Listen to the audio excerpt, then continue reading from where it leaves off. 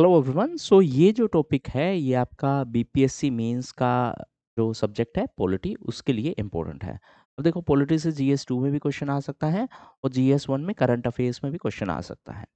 Okay. हम्म।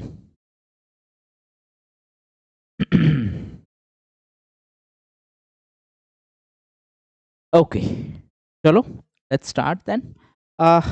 थोड़ा सा मैं ब्रीफ बैकग्राउंड दे देता हूँ। देखो आर्टिकल 21 में हम बोल रहे हैं कि राइट टू लाइफ है, बट जब हम डेथ पेनल्टी किसी को दे रहे हैं, किसी क्रिमिनल को अगर मतलब फांसी की सजा मिलती है, तो टेक्निकली उनका लाइफ तो हमने ले लिया है। Getting my point? तो क्या क्या इसके आर्ग्यूमेंट इसके फेवर में है, क्या क्या इसके अगेंस्ट में है, सुप्रीम कोर्ट का क्या कहना है, लॉ कमीशन का क्या कहना है, ये सारे डायमेंशन हम इसमें कवर करेंगे। ठीक। ओके, चलो। एक सिंपल डेटा से मैं शुरुआत करता हूँ।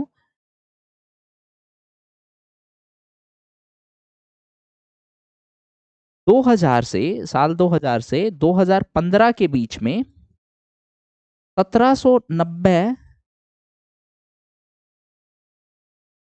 केसेस की बात हुई जहां पे फांसी की सजा सुनाई गई। 1790 केसेस। अब प्रॉब्लम यह है कि इसमें से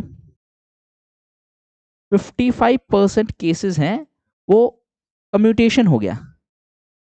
कम्यूटेशन का मतलब क्या है कि फांसी की सजा को किस में बदल दिया? लाइफ इम्प्रिजनमेंट में, जेल में कन्वर्ट कर दिया उसको। ठीक है, डेथ पेनल्टी को। और 27% केसेस ऐसे हैं जहां पे एक्विटल हो गया। एक्विटल का मतलब क्या है? उस पर्सन को बरी कर दिया हायर कोर्ट ने।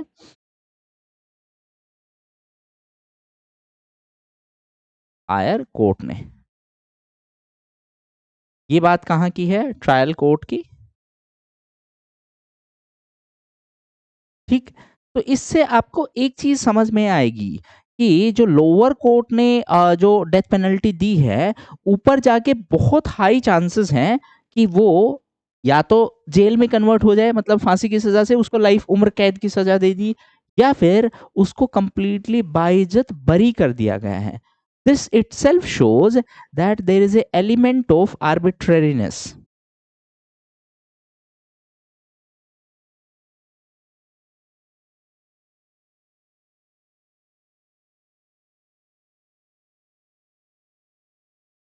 मतलब अगर ट्रायल कोर्ट ने किसी को डेथ पेनल्टी दे दिया और ऊपर जाके जब उस पर्सन ने अपील किया अगेंस्ट दैट पर्टिकुलर डिसीजन, तो हायर कोर्ट ने, बीट हाई कोर्ट या फिर सुप्रीम कोर्ट, उन्होंने पाया कि इसके खिलाफ तो उतना एविडेंस ही नहीं है और उन्होंने उस पर्सन को कंप्लीटली बरी कर दिया। तो ये एक बहुत बड़ा क्वेश्चन मार्क है कि अगर हम डेथ पेनल्टी दे देते हैं किसी को और मान लेते हैं कि वो पर्सन के खिलाफ उतने सफिशिएंट एविडेंस नहीं थे, तो फिर हम उसको वापस तो जिंदा नहीं कर सकते। इसीलिए ये एक मेजर आर्गुमेंट दिया जाता है अगेंस्ट डेथ पेनल्टी कि ऐसे केसेस में हम उस पर्सन को वापस अलाइव तो नहीं कर पाएंगे। So basically it is irreversible thing, वापस से नहीं लेके आ सकते हैं।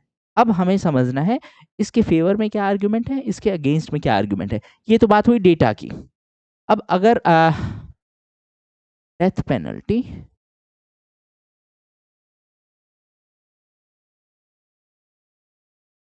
Arguments in favour.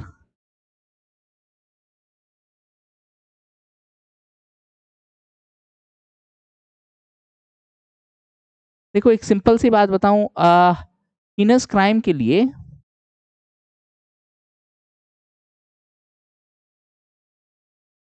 Need severe punishment.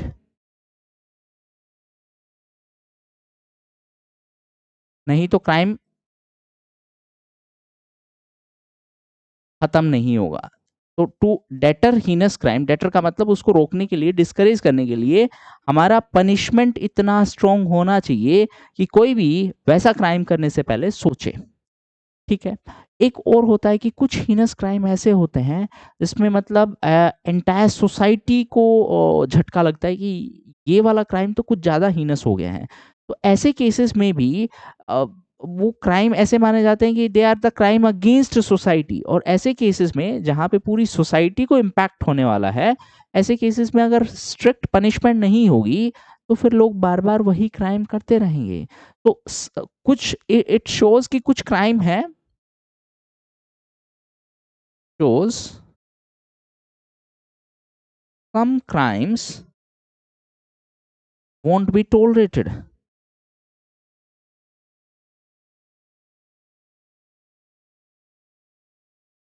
by society। ठीक है, तीसरा आर्ग्यूमेंट इसके फेवर में बेसिकली ये है, इट विल ब्रिंग क्लोजर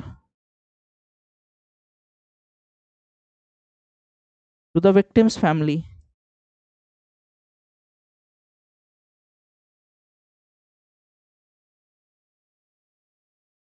अब देखो एक छोटा सा एग्जांपल के थ्रू मैं आपको एक्सप्लेन करता हूँ। कोई टेरर अटैक हुआ है, हाँ निर्भया केस है एग्जैक्टली तो ऐसे केसेस में मतलब फैमिलीज हैं उनको लाइक इतना इम्मंस पेन होता है। तो अगर अगर हम जो पर्सन गिल्टी है उसको अगर सीवियर पनिशमेंट देते हैं तो at least they have a sense of closure कि हाँ जिसने गलत किया एटलीस्ट उसको सजा तो मिली, और इसी सजा के चलते एक डेटरेंस भी बनेगा कि आगे चल के वैसा क्राइम फिर से ना हो।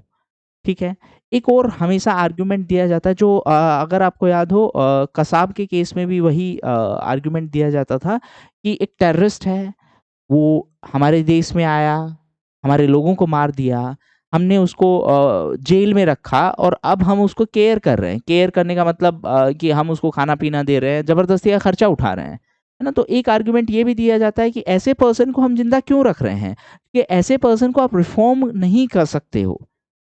दे आर लाइक जो पर्सन मारने के लिए रेडी है आप उसको कैसे रिफॉर्म करोगे। तो that's why it is often said कि हम उस पर्सन पे क्यों अपना रिसोर्सेस कर रहे हैं उसको जेल में रख के, है ना। It is better to get rid of this person from the society. ये कुछ आर्ग्यूमेंट्स है in favour of death penalty. तो मैं फोर्थ लिख देता हूं, यहां पे ही लिख देता हूं।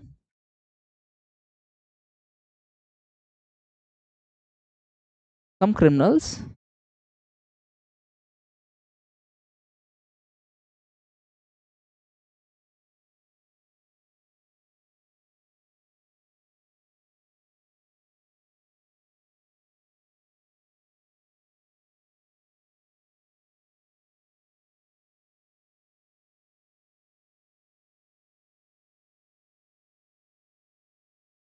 ऑन देम, उनके ऊपर हम क्यों रिसोर्सेज खर्च करें।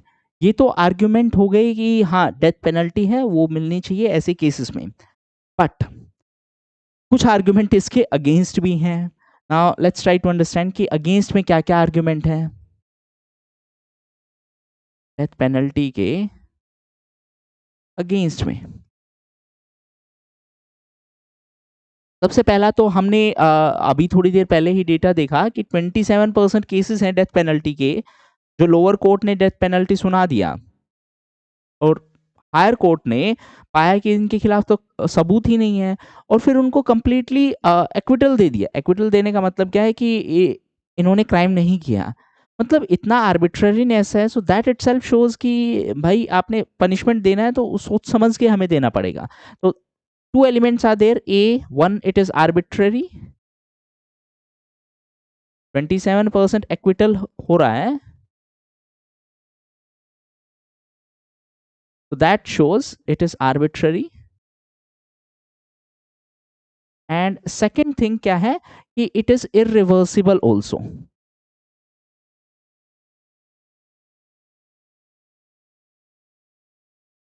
भाई आपने किसी को एक बार डेथ पेनल्टी दे दिया, उसको फांसी पे लटका दिया, तो अब हम उसको वापस से जिंदा थोड़े कर सकते हैं। और दूसरा इसके अगेंस्ट आर्गुमेंट क्या है कि दुनिया की लगभग 2/3 कंट्रीज ने अबोलिस्ट कर दिया है इसको। ठीक है, तीसरा आर्गुमेंट इसके अगेंस्ट ये है कि against the provision of reform,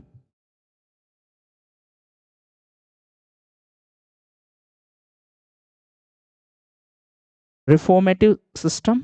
reformative system का मतलब क्या है कि जो पर्सन ने क्राइम किया है हमें उस पर्सन को सुधारना है, लेकिन जब हम डेथ पेनल्टी दे रहे हैं तो बाय डिफ़ॉल्ट हम अज़्यूम कर रहे हैं कि इसको हम सुधार ही नहीं सकते।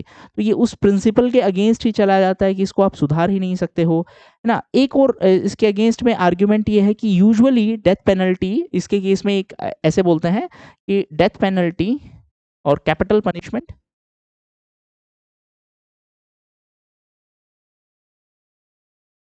किसको मिलता है?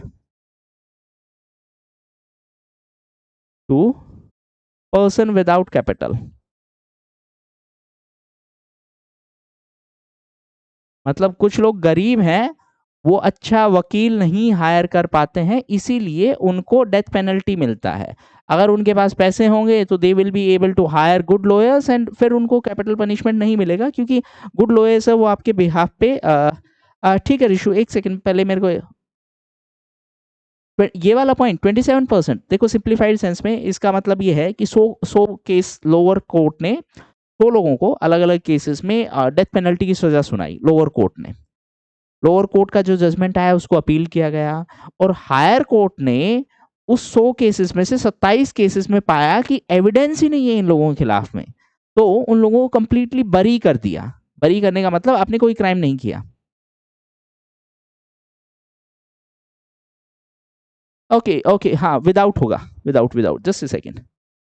विदाउट कैपिटल का मतलब क्या है? बिना पैसे वाले लोग, कि गरीब लोग हैं उनको डेथ पेनल्टी का सजा मिलता है, ठीक है।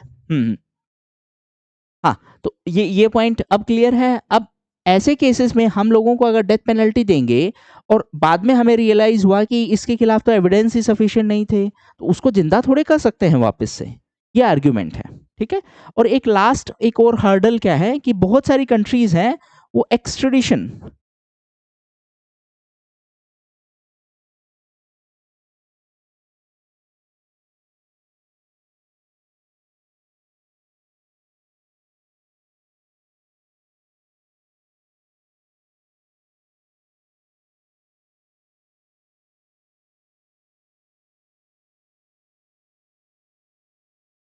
Death penalty in India. मैं एक सेकंड इसको लिख देता हूँ फिर आपको एक्सप्लेन करूंगा।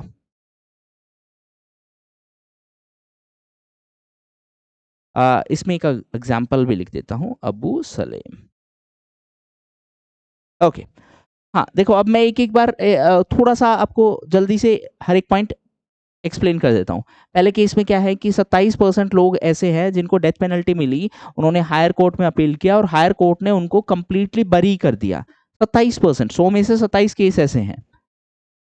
लेकिन अगर हमने उनको डेथ पेनल्टी दे के उनको मतलब लटका दिया होता तो अब वापस से उनको जिंदा तो नहीं कर सकते, है ना। तो इसीलिए इसको बोलते हैं कि ये बड़ा आर्बिट्रेरी प्रोविजन है, इसको ऐसे ही यूज नहीं करना चाहिए। दूसरा, लगभग 2/3 कंट्रीज ने इसको अबोलिश कर दिया है, मतलब वो डेथ पेनल्टी नहीं देते। तीसरा क्या है कि हम अज्यूम करके चलते हैं कि हमारा जो सिस्टम है वो रिफॉर्म के फेवर में है। रिफॉर्म का मतलब है जो पर्सन ने क्राइम किया है वो पर्सन को हमें सुधारना है।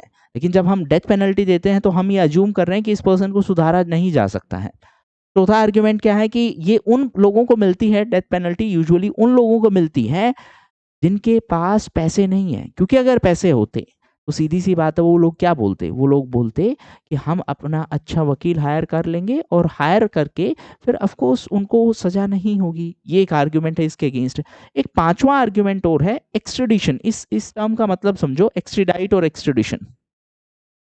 एक्सट्रेडिशन का मतलब समझो, इंडिया में कोई पर्सन ने क्राइम कमिट किया और वो दूसरी कंट्री में भाग गया, दूसरी कंट्री में पकड़ा गया, लेकिन जब वो कंट्री से हम रिक्वेस्ट कर रहे हैं कि इस पर्सन को वापस इंडिया भेजो, वो कंट्री बोल रही है कि हमने डेथ पेनल्टी को अबोलिश कर दिया है, लेकिन आपके देश में डेथ पेनल्टी है, अगर हम इसको वापस भेजेंगे तो आप इसको डेथ पेनल्टी दोगे, इसीलिए हम इसको वापस नहीं भेजेंगे। कोई एग्जाम्पल है क्या ऐसा? हाँ, एक बड़ा क्लासिक एग्जाम्पल है। एक गैंगस्टर था, है ना, अबू सलीम, क्राइम किया इंडिया में, फिर उसके बाद में वो पुर्तगाल में पकड़ा गया। तो वहां की गवर्नमेंट ने ये कंडीशन रखी कि हम इसको इंडिया एक्सट्राडाइट तभी करेंगे अगर गवर्नमेंट ऑफ इंडिया ये लिख के दे हमें कि इसको इंडिया वापस जाने के बाद में फांसी की सजा नहीं होगी। तो अगर आपको complete BPSC mains syllabus cover करना है लाइव क्लासेस के थ्रू, तो आप एमएमपी प्रोग्राम ज्वाइन कर सकते हैं। डेमो लेक्चर अवेलेबल है, लिंक नीचे डिस्क्रिप्शन बॉक्स में। और क्लासेस में ही आंसर राइटिंग होगी, इमीडिएटली आपको आंसर का फीडबैक मिल जाए।